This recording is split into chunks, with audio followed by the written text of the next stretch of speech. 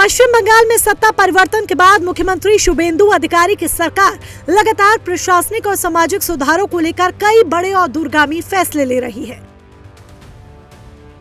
राज्य मंत्रिमंडल की दूसरी कैबिनेट बैठक में सरकार ने आम जनता, महिलाओं के आर्थिक सशक्तिकरण और सरकारी कर्मचारियों को राहत की एक बड़ी सौगात दी।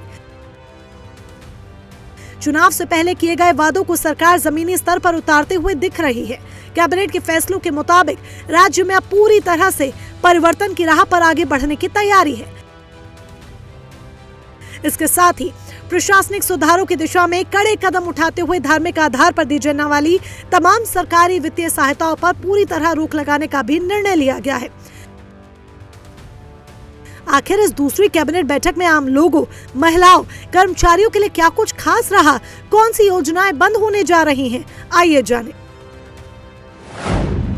मुख्यमंत्री शुभेंदु अधिकारी की अध्यक्षता में हुई दूसरी कैबिनेट बैठक में कई बड़े फैसले हुए। राज्य की महिलाओं के लिए अन्नपूर्णा भंडार योजना को हरी झंडी दी गई। अन्नपूर्णा भंडार योजना के तहत 1 जून से पात्र महिलाओं को हर महीने 3000 की वित्तीय सहायता मिलेगी।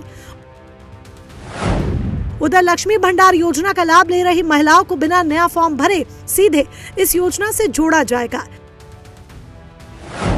1 जून से सभी राज्यों की सरकारी बसों में महिलाओं के लिए फ्री बस सेवा को मंजूरी दी गई है। परिवहन व्यवस्था में नई इलेक्ट्रॉनिक बसें जोड़ी जाएंगी। इसके अलावा राज्य के लाखों सरकारी कर्मचारियों के लिए 7वें वेतन आयोग के गठन को मंजूरी दी गई।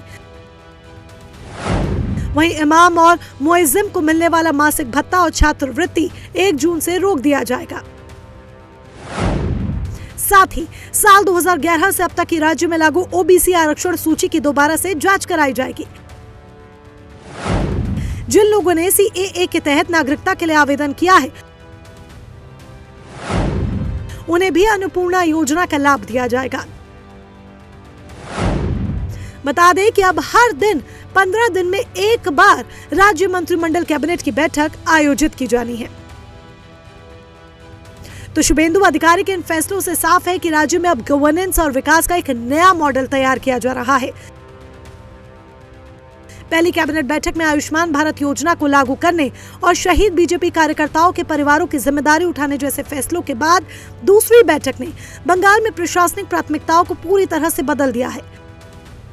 सरकार अब जून महीने में राज्य का पूर्ण बजट पेश करने की तैयारी कर रही है, जिससे बंगाल में परिवर्तन की नई बयार को और भी अधिक रफ्तार मिलने की उम्मीद है।